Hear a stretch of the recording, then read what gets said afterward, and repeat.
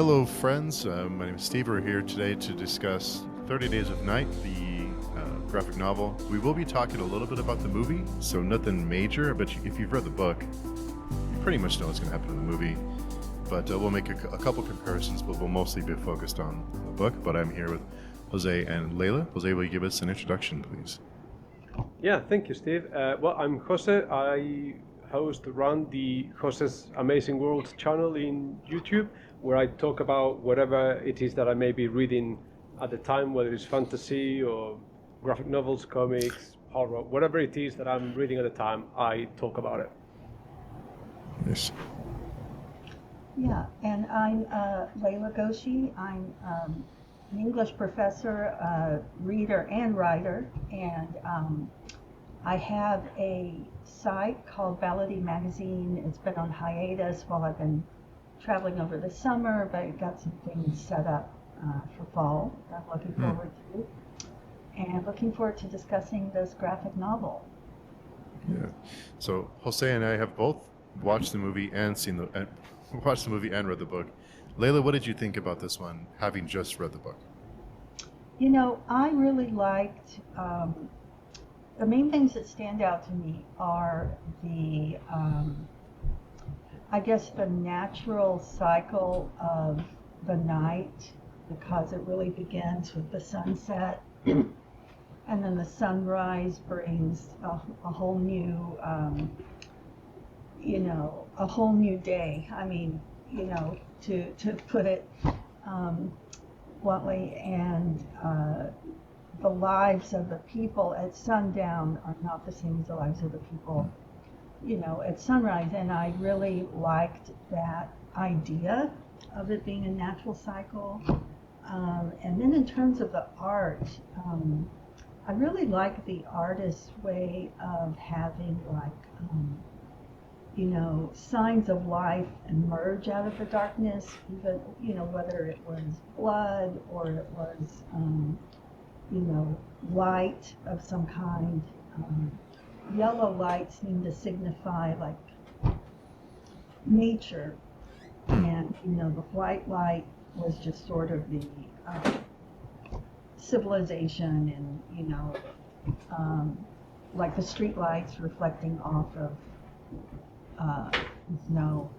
So just those are my general first impression.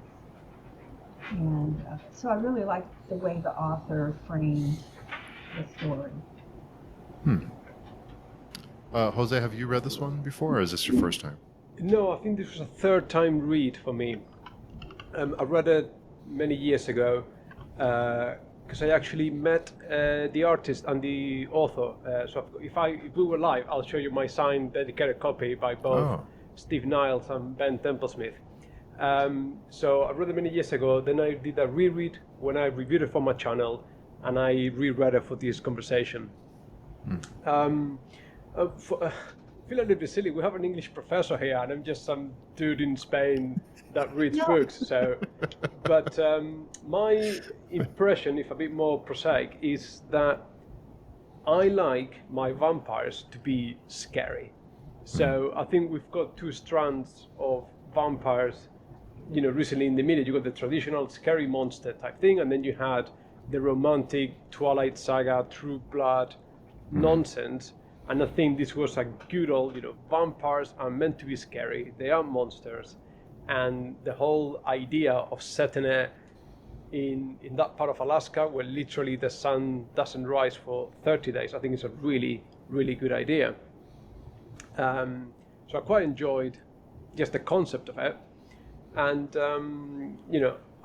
Steve Niles didn't get that much of a chance to talk to him, but Ben Templesmith, the artist, super nice guy.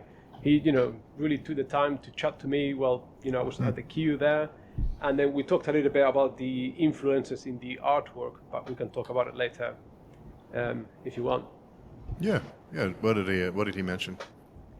Because I mentioned to him that his style in this book reminded me of the work of Dave McKean. Now, Dave McKean mostly has done covers and cover work, but he's done a few books. And I think famously he did the Arkham Asylum graphic novel that came out in '89 with Batman, where Joker takes over the asylum, and it turns into this place of nightmare. I think the author there was Scott Snyder, Oh, okay. and the art by Dave McKean is really dark, kind of nightmarish, dreamy. And when I mentioned it to Ben, he said that yeah, definitely, like he wanted to sort of get close to that Dave McKean style, although personally, and this is no slight on him, he doesn't quite reach the levels that Dave McKean does. But he is a renowned cover artist for many graphic novels. Well, Jose, I just want to say, the way I approach things when I look at things, it's more about how does a writer or an artist put something together, like what are the nuts and bolts of it. But the information you've just provided is far beyond what I even knew. So, so we're all learning together, I think. Or I'm actually learning more from you. So, yeah.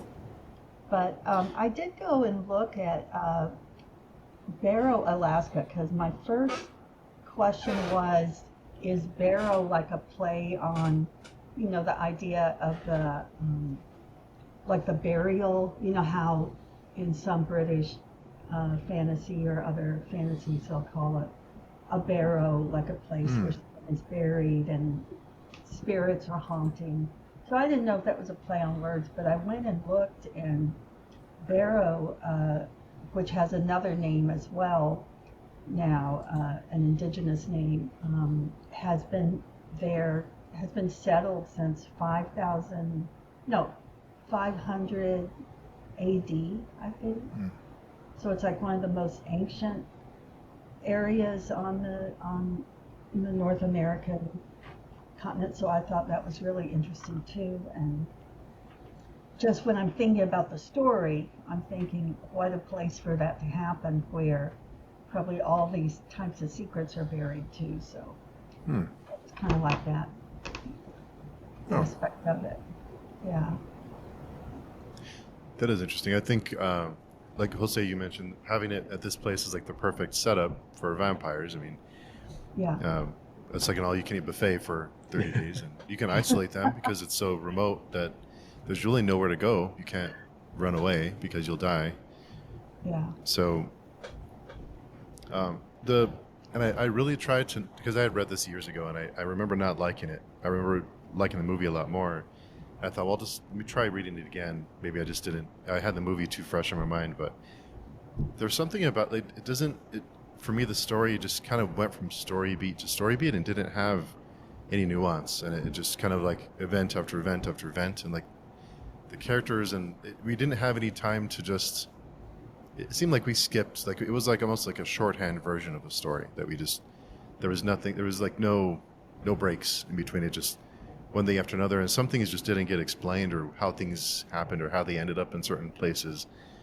So it kind of felt like there wasn't tissue connecting all of it together. It was just like things happening, and nothing really. We didn't have any time with the characters to really get to know them a whole lot. It seemed really just like a hammer over and over, like nothing, no breaks, like no tissue. I did get that feeling. As I started noticing the mood that I would take away was more from the art than the writing, and even the first scene where the Stella and Eben, she wants to watch the sunset. He's trying to figure out who stole all the cell phones, I think, or they're both supposed to be. But my first thought was, am I now supposed to think Stella is kind of flaky or something, or I don't know. It just kind of put Stella in a bad light for me, which, was ultimately regained, but to some extent. But yeah, that first scene, I felt like I don't know these characters well enough to know, if I should still like Stella or not. So. I think to address your point, Steve, maybe because maybe we should have broken this down a little bit before diving into the conversation, because are we talking about the whole IDW trade paperback that collects the 3 stories of 30 Days of Night, or are we just talking about that first sort of story within the 3? Because the movie only adapts the first part of those 3. Yeah, just the first one. Yeah. Oh, we're only talking about the first part. Yeah. Okay. Because all right, fair enough. I think I liked it for what it is. I think I don't know. I think sometimes I've talked to other people and they try to compare or approach a graphic novel in the same way they approach a novel. And obviously you haven't got the space in a graphic novel to elaborate on character. You have to give a sense of what a character is like, you have to do I don't know, I think it requires a really masterful skill there, because you've got very limited space, you have to tell the story and give you a feel for what the character is thinking or their personality. I think that's a lot more complicated, and I think that's maybe where the art comes into play, to show you the emotions that maybe the character is feeling in the panels. So I think the main point is the story. Is that action piece where how would all these people behave and react and deal with this threat where they are massively overwhelmed. That they are totally against the odds. Chances are they're not going to come out alive. And I think you got a choice there, isn't it? Do you give up, or do you fight to the end? And even so, here our main character doesn't even. Not only does he fight to the end, but he finds a way to make the ultimate sacrifice, which is to die himself for the people that he loves. And I think that's a perennial, eternal story that we've read and we've heard many, many times before. And all we've done is change the setting. I think the themes are fairly universal. What is new here is the setting and bringing in the vampires into the equation. Mm-hmm. Yeah, I agree with that. And even by the end, I realized, because of the ending provides a closure for that first sunset scene. So, by then I said, okay, we have closure, and I understand Stella a little more. And ultimately, she experiences loss, where it was, watching the sun set was like a romantic thing for her, but it becomes her loss, the end at the sunrise. So I think that helped the characterization.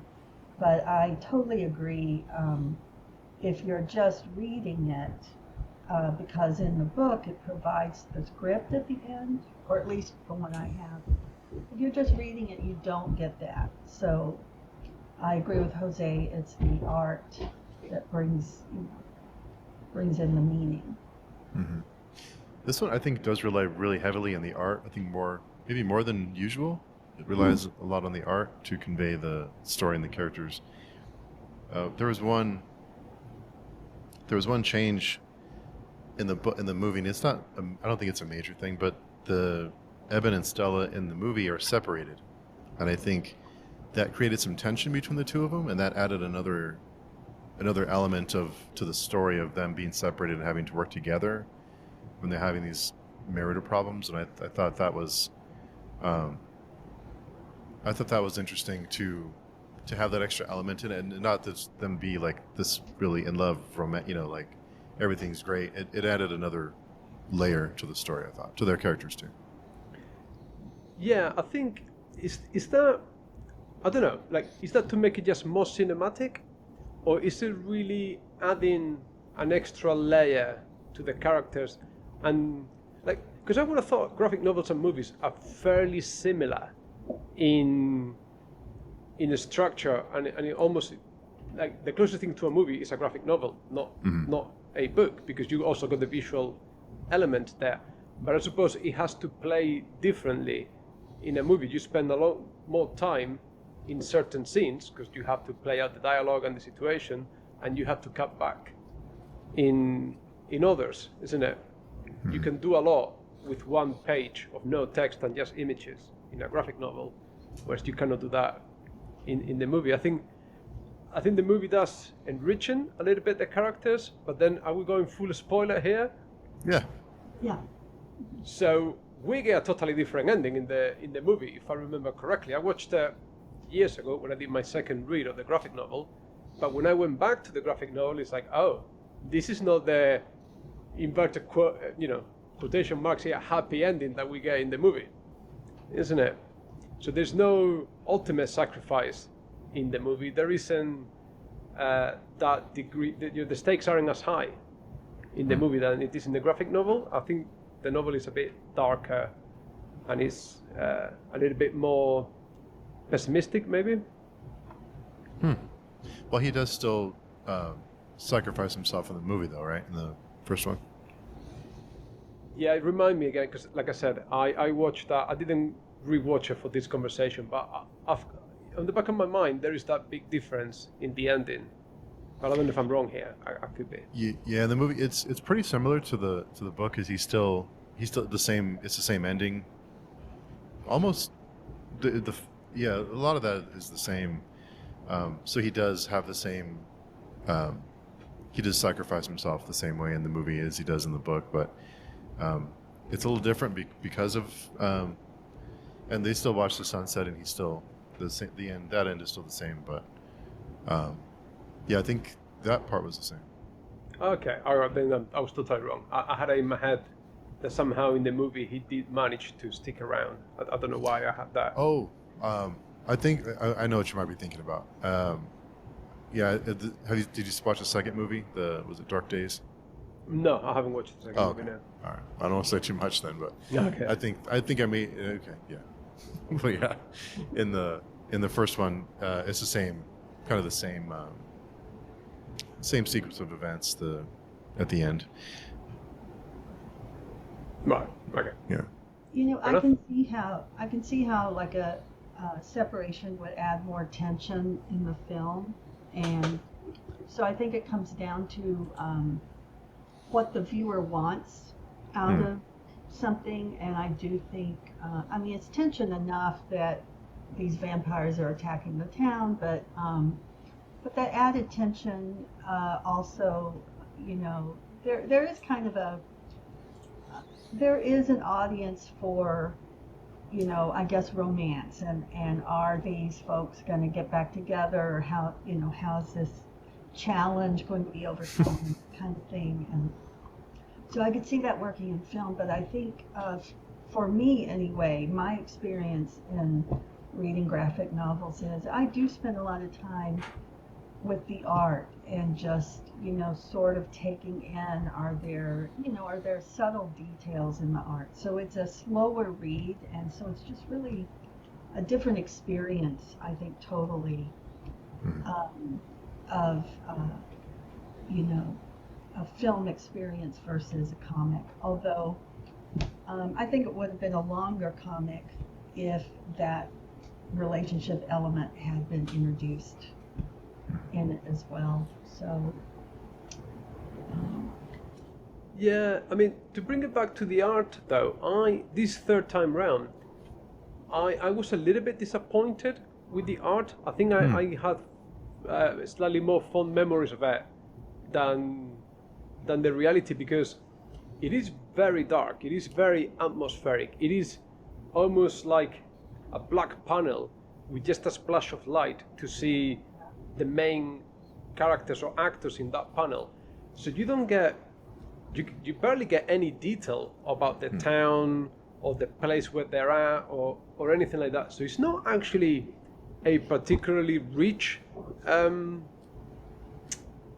work in terms of, you don't get sold the town, you don't get sold anything really. And even when we go into the monsters, it's all fairly distorted. There always seems to be these vapors and these shades and shadows and darkness around. And I don't know, I think I wish a bit more finer detail and a bit more background would have done it a bit more justice, but then I suppose it's more work for the artist. Yeah, and I see your point. I think I spent so much time on it because I do kind of like the impressionistic type of art where, and it just seemed like in this art, you know, something was always emerging out of the fog. And I like that spooky sense of, you know, even if you're sitting in your own backyard at night, you know, you're kind of staring at something going, you know, what is that over there? You know, is something going to emerge out of the corner of my backyard? Is Slenderman going to show up? You know, and so, you know, so I do kind of like that mood at times. But again, it does come down to the story. Yeah, sometimes I wasn't quite sure at first where they were when they were hiding. And so even now I'm assuming it was a basement, but that was disorienting. Yeah. I mean, just to correct myself, sorry, I said Scott Snyder. Actually, the graphic novel I was talking about was Arkham Asylum, a serious house on serious earth by Dave McKean, but the author was actually Grant Morrison. And if you wanna, Layla, if you get a chance to read that graphic novel, just to compare the artwork, and I think you'll see what maybe Ben Templesmith was trying to achieve, or at least maybe not imitating. I think that's harsh, but so I think maybe what he was trying to achieve, but for me didn't quite make it. What was the name again? It's Arkham Asylum by Grant Morrison.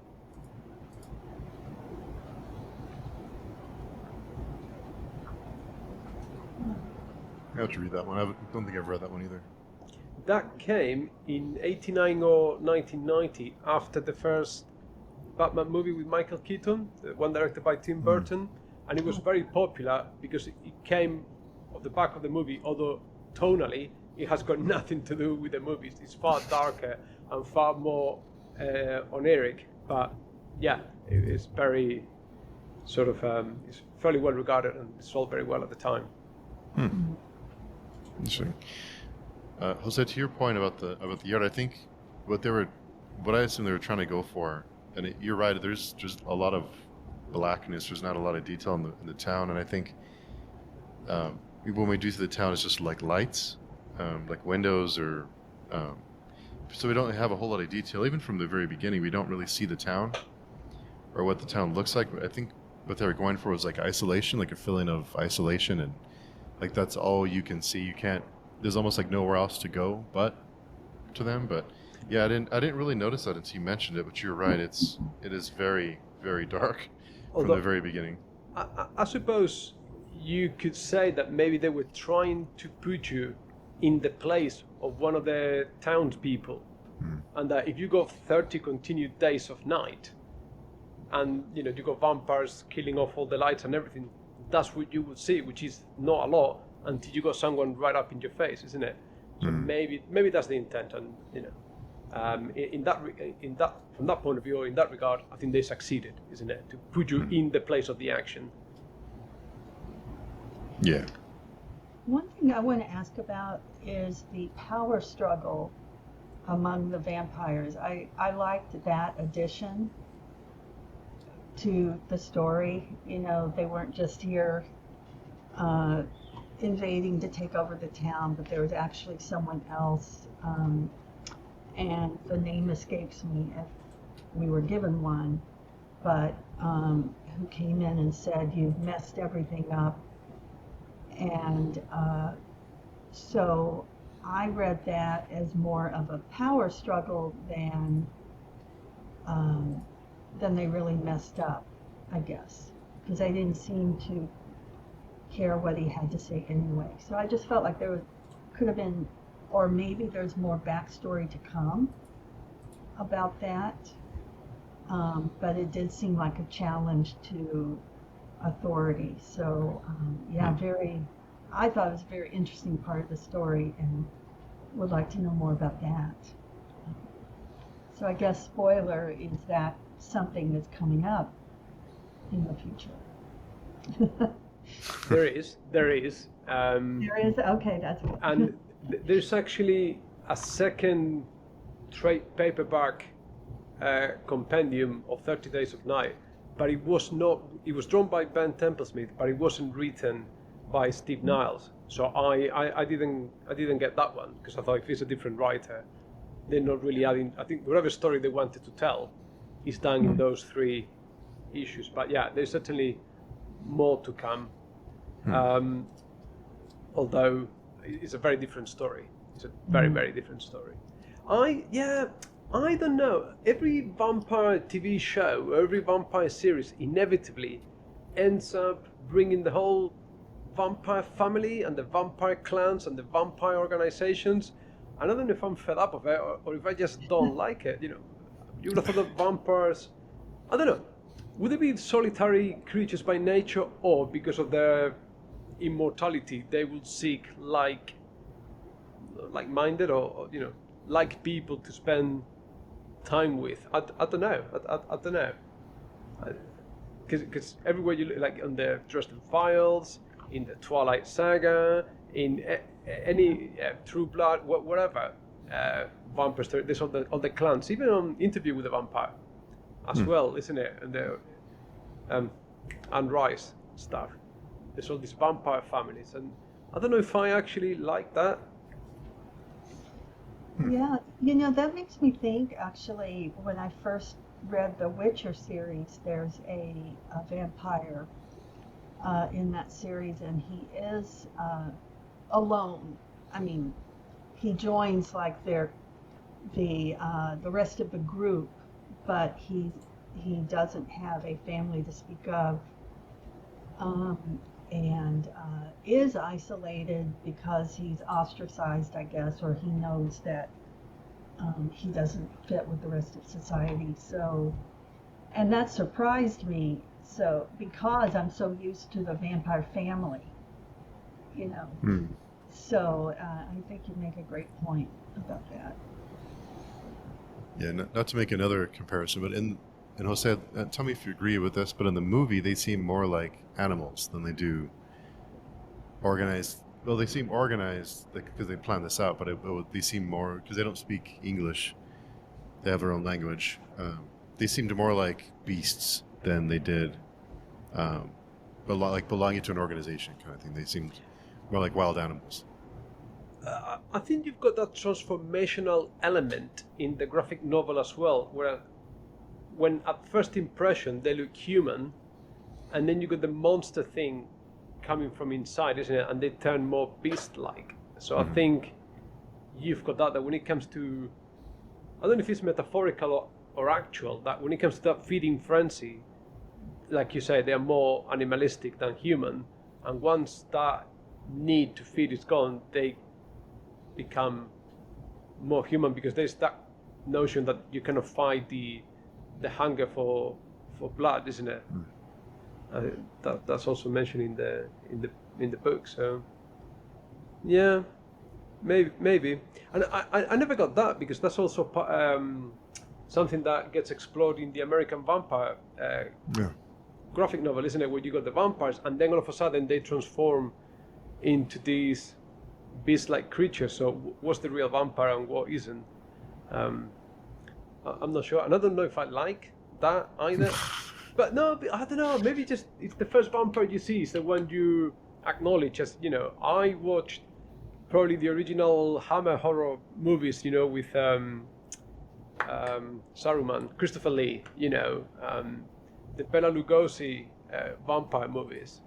So it's the human evil lord. Because even the graphic novel is self-referential, or is in the second chapter when they talk about Bram Stoker. Is that in? That must be in the second. Yeah. In how they used Bram Stoker as a tool to convince humanity that they were just a myth and not real. But anyway, I've just spoiled that bit for you. No, it's all right. I thought about how these vampires were represented, because what I first thought when I first started just flip through the book, I thought it was more about zombies. you know. Mm. And so vampires, you know, and even in the book, in the graphic novel, they say, well, maybe it's a game, you know, maybe it's a game of kids. I forget exactly how they said it. So it's almost like, you know, you have these humans that could be rational. I mean, they have the ability to think and converse and act, but yet, yeah, they have this animal side or this beast side. So that to me felt like closer to a reality of, you know, people who do operate in games or whatever. I just saw it as closer to a human reality versus just being a total monster other, you know, that just climbs out of the mist and attacks, you know, and are brainless. So I don't know, I just thought that was interesting. I saw them more as humans who have gone wrong. Hmm. I did like, speaking of the human element, I liked how they had the emails back and forth, like the communication. Yeah, I think that may be a contextual thing about the time the graphic novel was written, isn't it? Yeah. I don't know, I haven't got the year at the top of my head, but presumably it's probably a good 20 years now, or if not more. Yeah. I don't know if Steve is checking. I'll ask Dr. Google. Yeah, I think it's early 2000s, maybe. Yeah.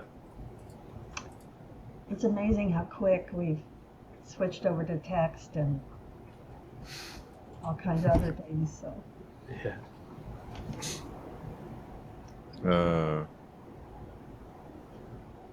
2002. 2002. There you go. Yeah. And I like that you brought up American Vampire, because I wonder how much of an influence this was on that team to create that world. Because these vampires, they look similar. I mean, I guess style. Yeah. You're right. Yeah, I mean, I don't know. For sure, I know that because in the prologue to the American Vampire series, Snyder talks about wanting to make vampires as scary again, as a reaction to already talked about the Twilight Saga that's done a lot of damage to the vampire genre and True Blood. There's nothing like a bit of HBO TT there to derail any scariness that vampires may have. So, you know, I'm all up for American Vampire and 30 Days of Night. That's how I like it. Yeah, so maybe they all came around at a time, reactionary to what they, because even, I don't know, even Anne Rice, I gave up after the third novel in her vampire series because it was not scary one bit. Like this was not what I signed up for. Mm. So I don't know. I never understood that notion of the vampire as a sexy, attractive proposition for any woman or any man for that matter.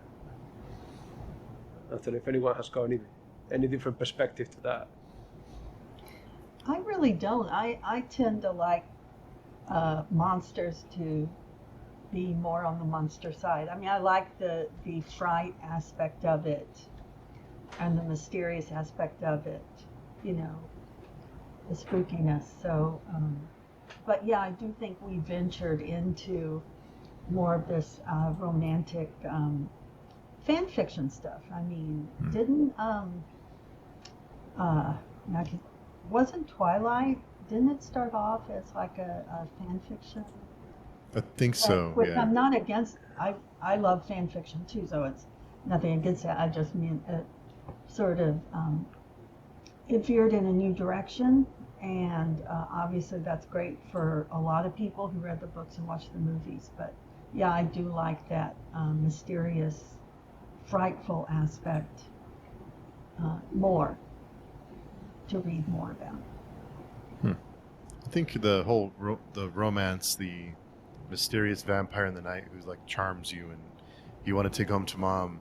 I think that had the that had the slingshot, that had the inevitable turn to like teenage romance, which we had in Twilight. Yeah. I think that's kind of gonna happen because you want to make it more more accessible for younger people, and that it was, you know, she's very successful doing that. So I guess it was all right for her. But yeah, I think I prefer my vampires to be like beasts and monsters rather than someone who's going to take you out to dinner, you know, first. I tell you, I mean, I think we're going a bit off topic here, but one movie that did that really, I think, combined those two elements really well was it the original Swedish one, Let the Right One In? Is it this little girl who lets, or is it the other way around, little boy who lets a little girl vampire into his life, or the other way around? And obviously, still a boy, but still a freaking vampire capable of chopping someone's head off. But they have this friendship, this lonely boy and girl, but we still have the monster element. And I think that movie, I think I'm going to watch it again, because I think that merged those two elements really well, of that sort of very early romance between two very young kids, and with the monster element thrown in there. I think there was an American remake. I think it was called something similar. But the one I remember going to the cinema was the Swedish, Norwegian, whatever it was, Danish movie. Oh. I've always wanted to watch that.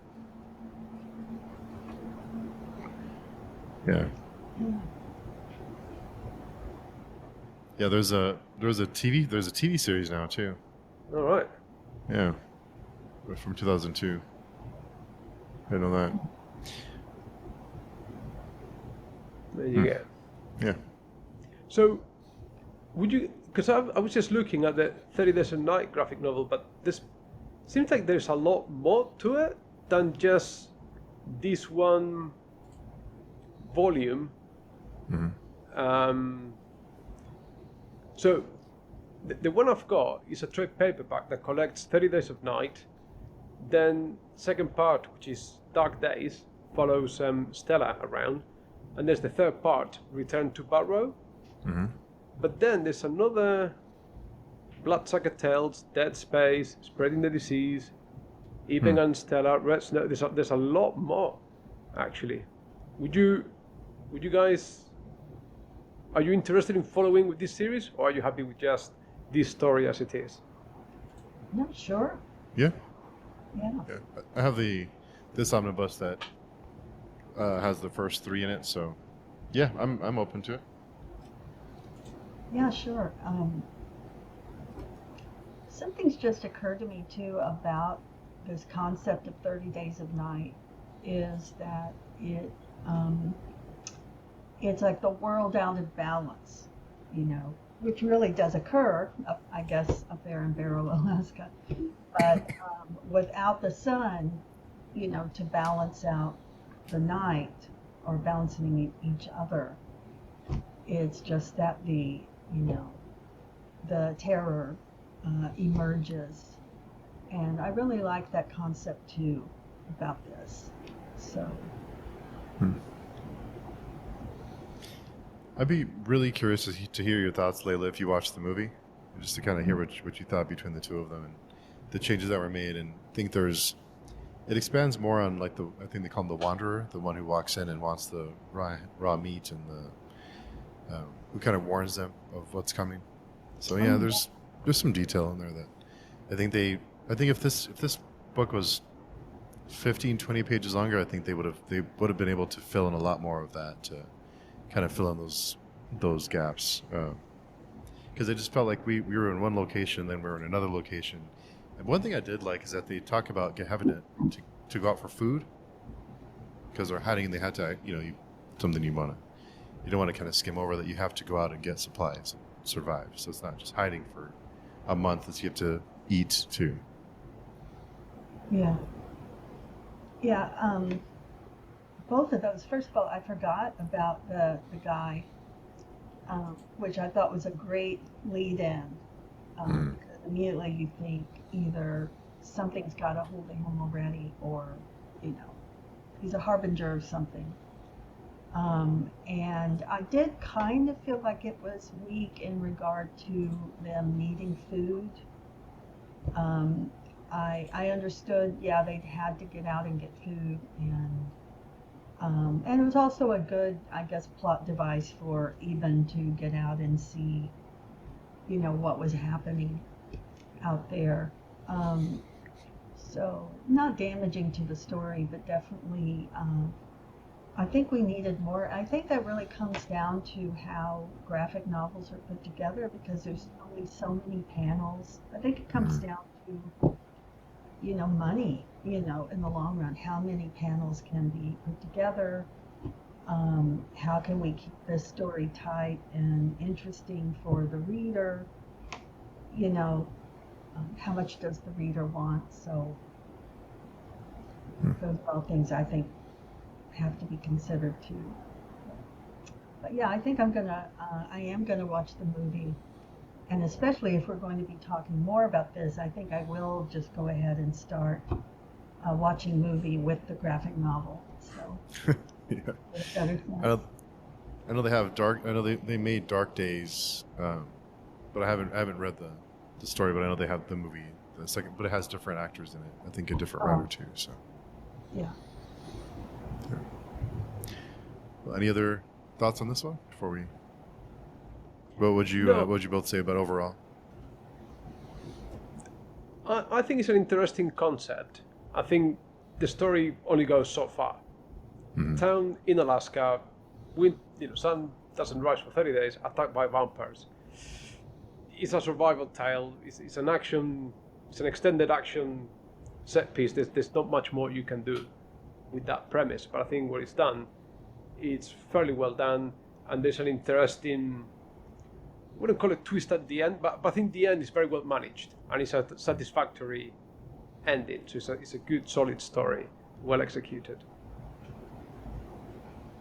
Yeah, I agree with that totally. I think overall the ending of the story is right, and it did surprise me just a bit. I wasn't sure how it was going to end after he turned. Including, I was open to him, ending up killing Stella. Things happen.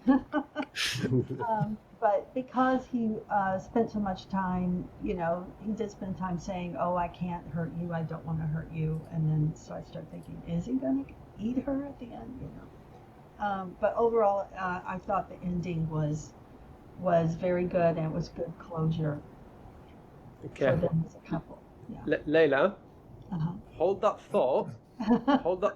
No, it's really good that you said that, and I'm so happy you haven't carried on reading. Remember that when you read the first part of the story, Return to Barrow. I will. Yeah, we'll find a date. We'll find a date.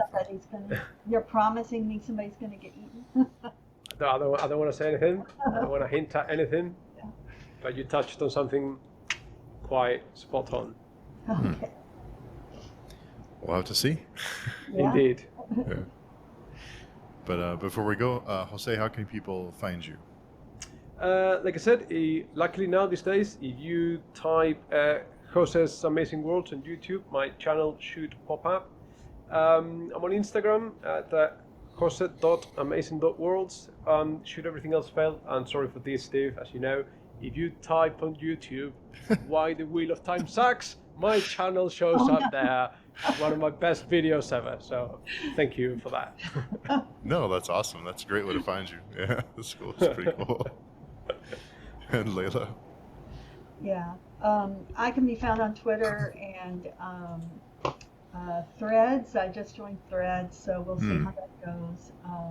Yeah, but we should discuss Wheel of Time someday, because I actually talked about Wheel of Time yesterday on another podcast, so yeah, that would be a very interesting conversation. Anytime. Yeah. He's dying to talk about it. Well, thanks to both of you for coming by, and we'll find a day and a time for the second one. Thank you, Steve. Thank you very much. Thank you, Layla. Bye. Thanks, everybody.